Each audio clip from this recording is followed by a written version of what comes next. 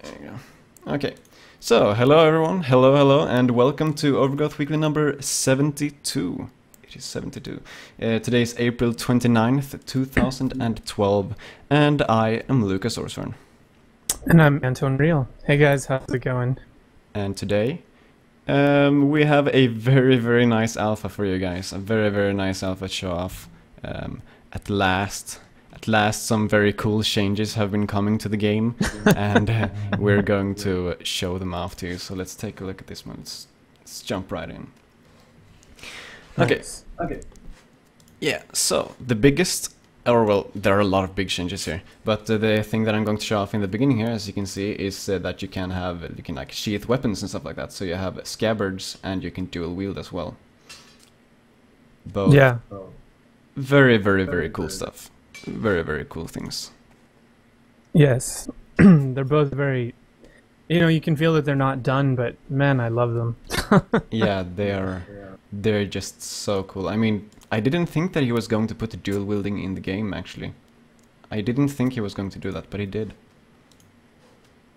Yeah, why did you think he wasn't going to do it? They have a dual wielding weapon already with the rapier and the main gouge, right? So yeah, but I thought they would maybe have like a shield weapon system, if you know what I mean.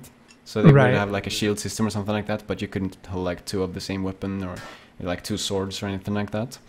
So I was actually surprised to see that they did implement that, but I'm very happy that they did, because it's super duper cool, of course. Right. And right now, of course, it's still purely visual. It's not effective yet. Other than that, you get to carry around more weapons. But yes, it's going to be fantastic.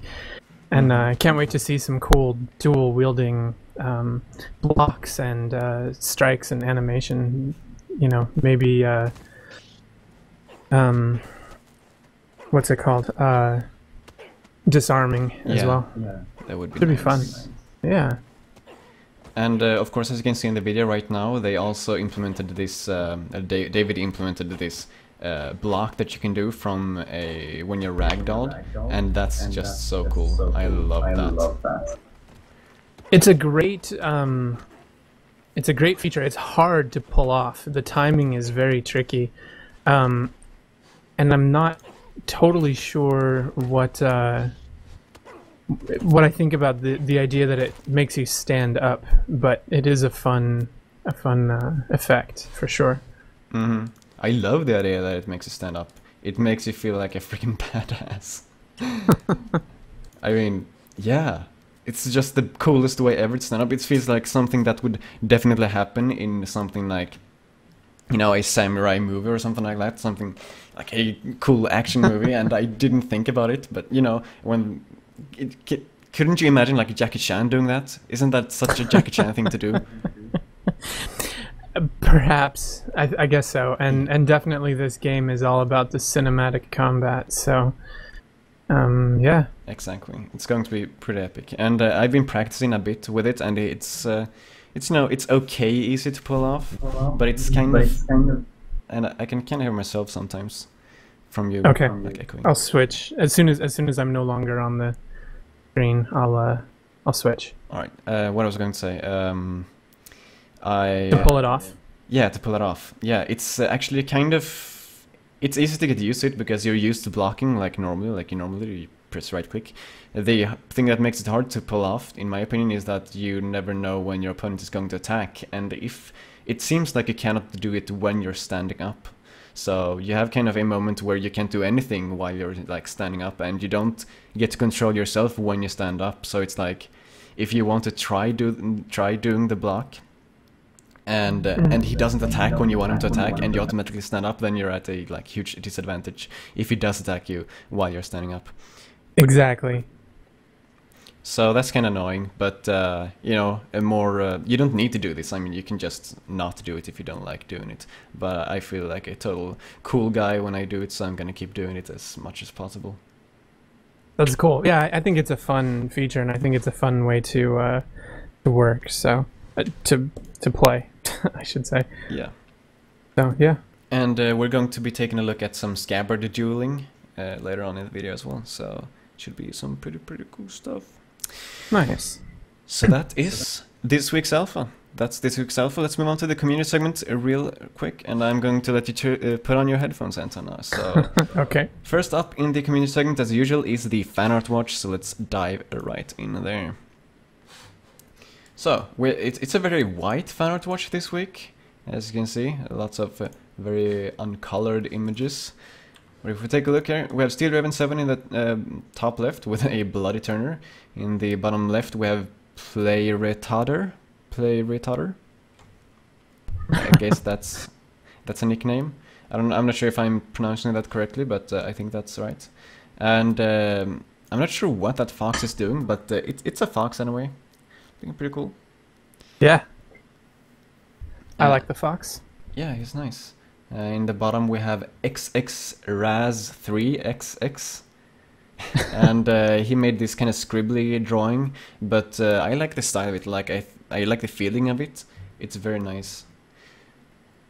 So well done there as well. And last but not least, we have Froggy, who made those two images on the right side, and I really like those. They look really cool. Yeah, the action and combat is pretty great. So it's funny, he keeps complaining about the right foot in the, I think, the preparation video, that it's kind of, you can see it over the left shoulder, which is a little awkward because his leg wouldn't really bend that much. And a couple other people commented on it, and it's actually, to me, it's the left foot in the second pose that's a little weird to me, because his foot should be pointing forward or even backward from the wolf to do that kick efficiently. He would fall over backwards the way he's standing right now. So yeah, maybe. I'm not sure. That's my my opinion on the anatomy of those pictures. Yeah, it's very hard from the views and from the angles and all that to say, but they do look very nice. Like, even though there are small things that you can criticize, of course, they do look really good. Right. Well, the actual artistic merit of the, and quality and design is pretty fantastic. So, I think he did a great job. Yes, and also he did mention something about coloring that image, or those images, I guess. So if we're lucky, we might have a colored version of those same images to show next week. Which would be cool. Yeah, should be real cool. And that is the... let's turn on the checkboxes. That is the fan art watch. Let's move on to the next item on the agenda. All level X modes by Akazi. So this Akazi dude actually uploaded all the default level XMLs to the Circuit Purity forum if you need to download them. I mean, a lot of people have from time to time like edited the default maps, and then maybe they broke them, or they just want the original maps back. And having this allows people to get them back. Yep, it's a very convenient thing. Yeah. So. Yeah. Absolutely. And I think you mentioned something about at some point maybe having something like this in some launcher. Yeah, Aaron and I were literally madly typing that away as the show was starting, and I think we'll include it in some launcher, probably under one of the menu, file menu or something, restore all default maps or something like that. Because it's easy. It would be a very fast restore. Download them from, wherever it would be. So yeah, we'll make that happen. Yeah. Cool stuff. Should be really nice. I'm not sure. Do you think they should have some kind of protection to stop that from happening? Maybe in the final game at least, since you never really want to edit the default maps, do you? It will probably. That's hard to say. I think that chances are that the way to create maps in the future will probably be a little more straightforward, and maybe the way that you get into the level editor will not be opening a default map to begin with. So yeah, true. Yeah, I think it's still hard to say how exactly the editor is going to be implemented in the final game. But I doubt that you'll be able to just press escape when you're playing the the actual game and get into the editor. Maybe they'll make that an integral part of the gameplay. Just delete your enemies, man.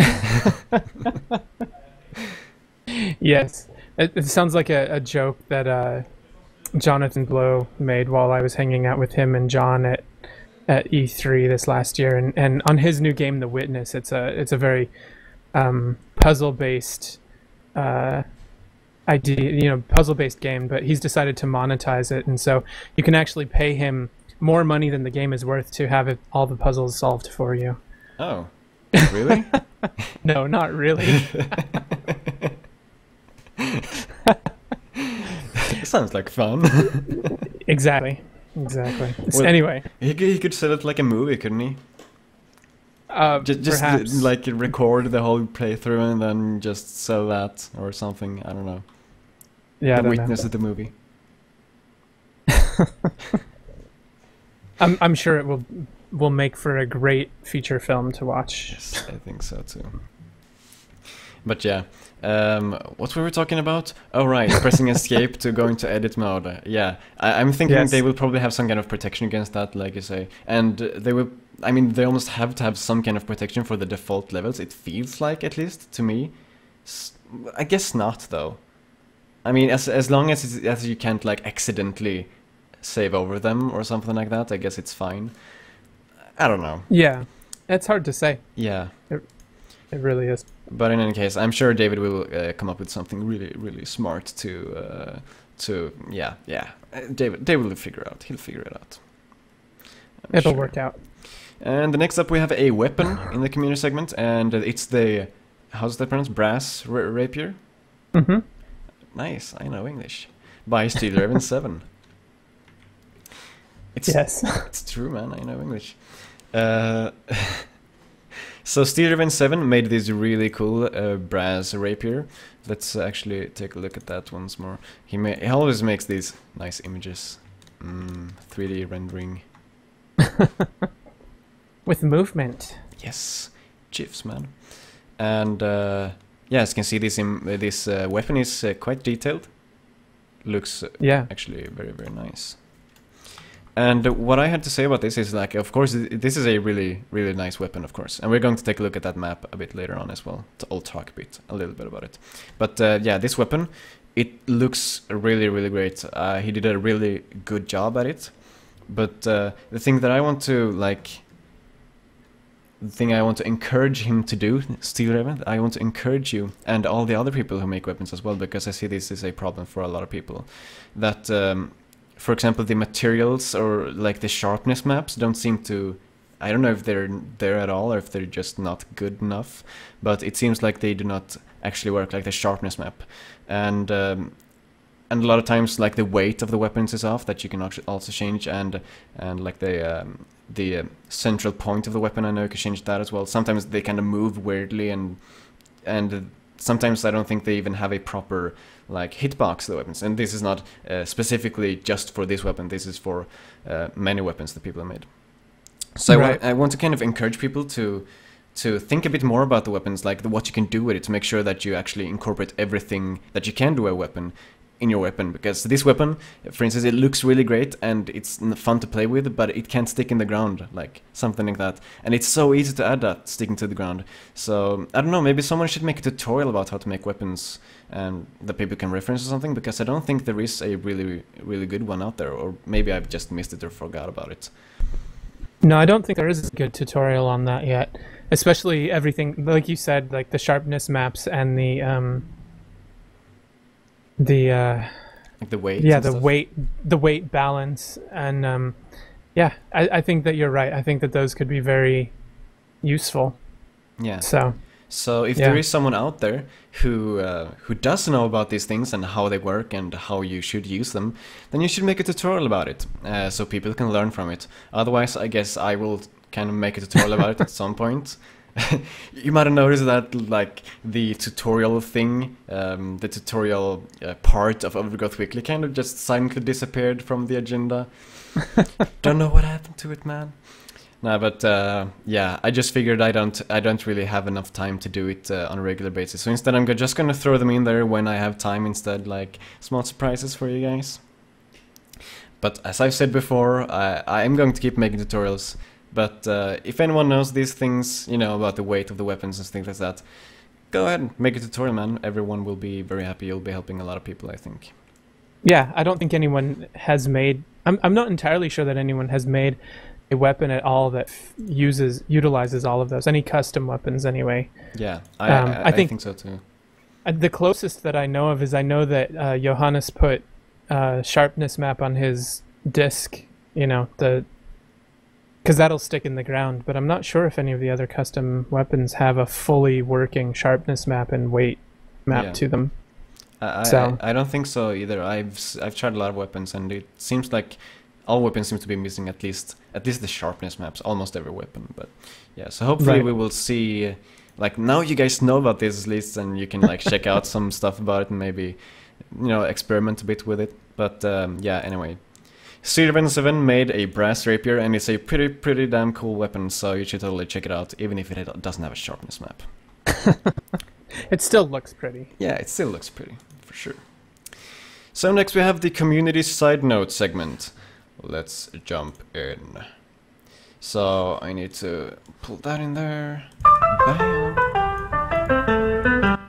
Need to remove the music on that because I don't own that. So, okay. Let's get going, man. Bam.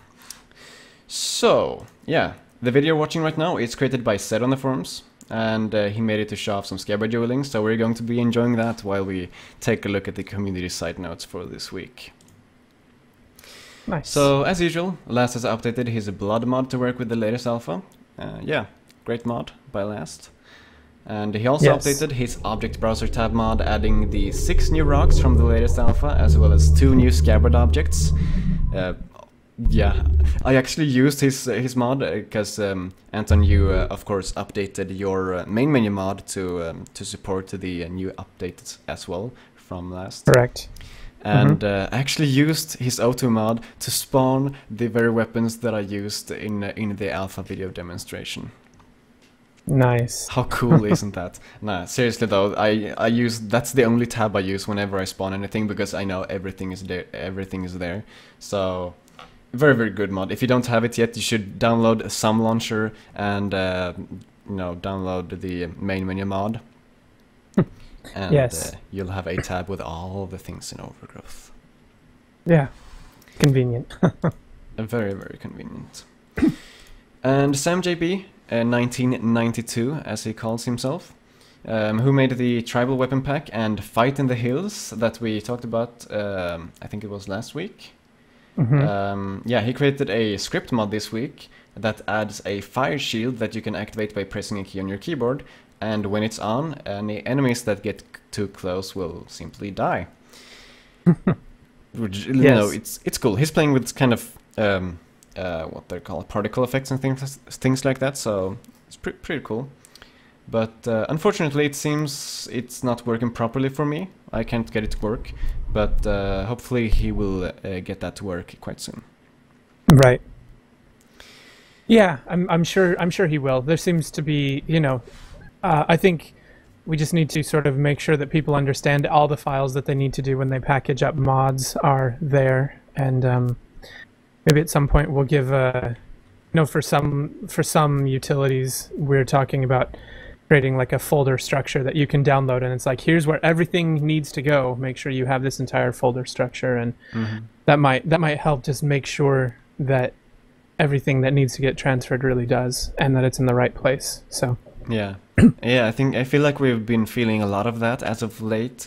That we have a lot of questions on the forums about modding and all that, and that's great, of course. But it would be good if we could have some kind of structure or like some kind of collection of tutorials or something, I guess, where people can like go and just see everything, so they don't really need to ask. I think that would be really useful, and having like a set system that you guys seem to be wanting to implement, I think that would be really great. Yeah, well, we're trying. We're working on it, so nice. Should be cool. Yeah, should be quite cool. Absolutely. So let's jump back here. Bam. All right. So where were we? All right. So yeah, Steel Raven 7 right now. The Grass Arena. Yeah, we're at the Grass Arena. Yeah. So the Grass Arena Duel by GOG.B1 that was released 2 weeks ago. Actually, the Grass Arena was released by GOG.B1 a couple of weeks ago, and he updated that level to fix a few bugs. But he also made a versus style variation of that level for multiplayer play, and that's the level that he released this week. And that level is called Grass Arena Duel. So I think I said everything correctly there. I think you did. Yes. And now we're at Steel Raven 7. We talked about the Brass Rapier before, and he also made a level for this weapon, which is a versus dueling level that feels quite well put together actually when I played it, even though I didn't play versus on it, but you know, I jumped around a bit and it felt pretty solid. So hopefully, yeah, we'll see this in the main menu mod quite soon. What are you saying? Yes, I'm sure it will happen quite soon. Cool. So very nice there by Steel Raven 7. And last on the list we have Maris. Yes, Maris. He has been working on these Tonfa weapons that he's been working on. Let's actually take a look at that. Let's take a closer look at those Tonfa weapons. There you go. These are the references that he used, I guess, and here they are in game. And yeah, they look really cool. I like these Tonfa weapons, but unfortunately they're not done yet, so there's no download. But hopefully, I guess we should see a release quite soon. Hopefully, maybe. We'll see. We'll see. And that, my fellow friends, is the end of the community side note segment. Which brings us to the news segment, where we take a look at the news. News flash. Okay, so big news this week. Yes, thank you, Anton. Let's do it again. News flash. Okay. Okay, this week. Overgrowth is released on Linux soon. Soon, guys. So, what's his name? I don't remember his name. Urkel. Yes, Urkel is his name. His real name is not Urkel, but you know, it's Urkel. The guy who's porting Overgrowth, he made this video showing Overgrowth running natively in Linux. Which is, of course, really, really, really cool and amazing. I actually have started using mostly Linux for my stuff, for, you know, my everyday use now. That's great. Which is nice. The only point where I really need to go back to Windows is when I need to do these streams. Nice. Well, we'll have to figure out a new, you know, broadcasting in Linux for you, and that'll make everything better. Yeah, maybe I will be able to find a solution for that. But anyways, yeah, go ahead. I was gonna say, watching this video, it looks like he needs to clear his cache. If he's paying attention, he should clear his cache, because I think that's part of why his models are rendering oddly.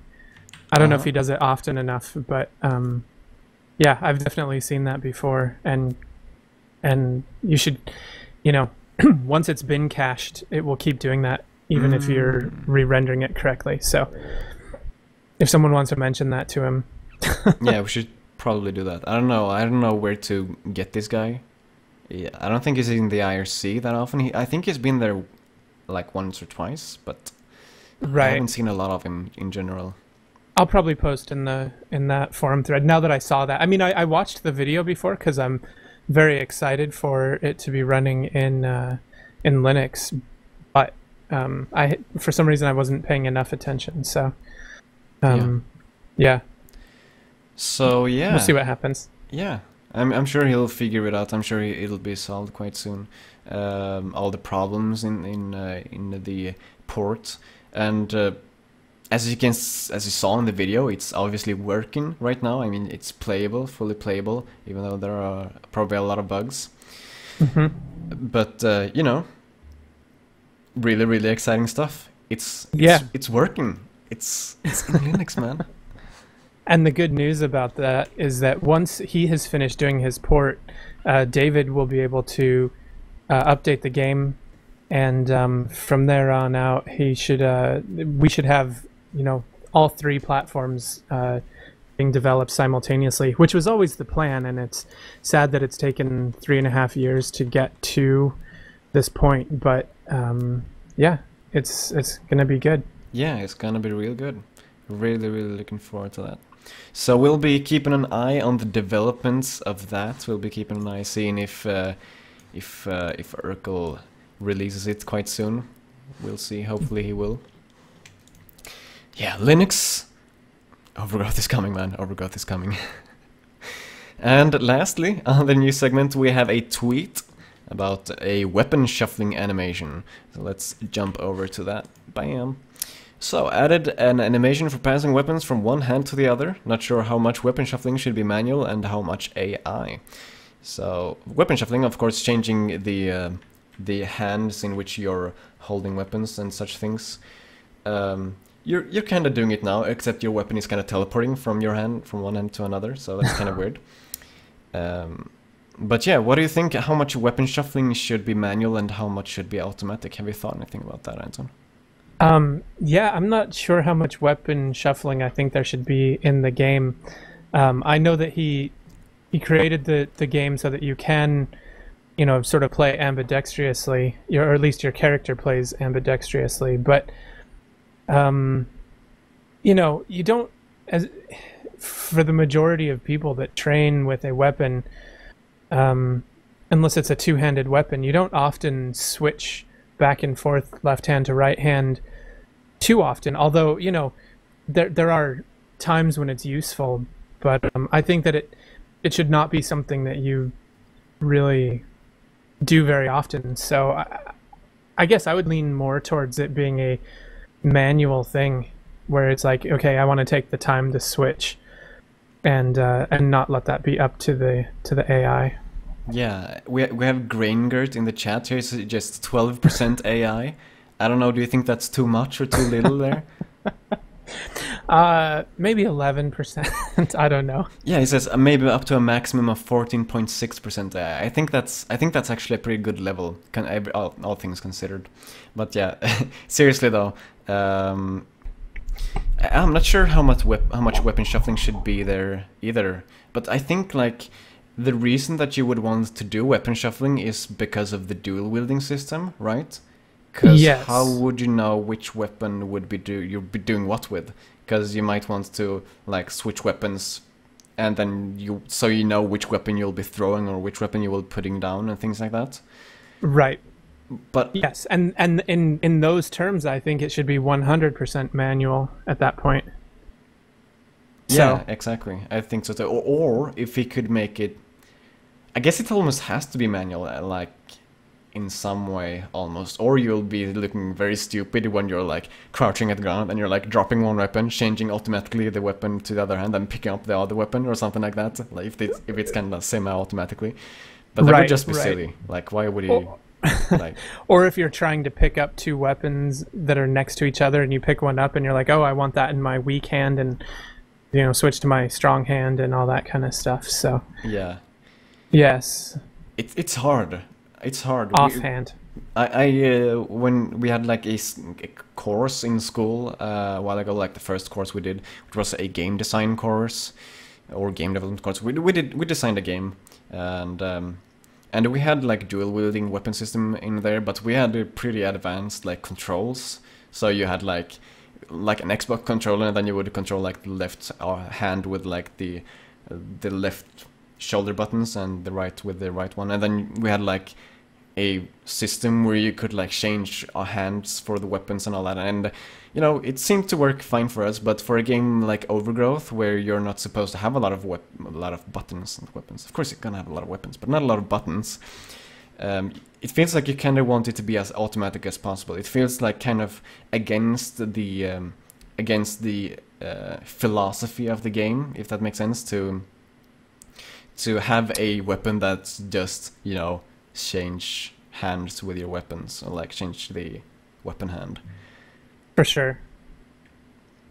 So, I don't know. But as usual, I mean, David is sure to come up with an amazing solution. He always does. I have full trust in you, David. Yeah. I'm sure it'll be good. Yeah, I'm sure it's going to be super, super duper omega great. And yeah, that is the end of the show. That's the end of the show, man. So yeah, as usual, you can check out ogweekly.com. I highly suggest you do. And I can tell you we have some changes to that website coming up quite soon. I believe. So So yeah. I've heard. Yeah, you might want to check it out during the week at some point. I'm not sure. We'll see what happens. And of course, we have our YouTube channel, OG Weekly, on YouTube. Yeah, what else? Nothing else? Okay. Thank you guys for watching, and we'll see you guys next week. Thanks, guys. See you later. Bye.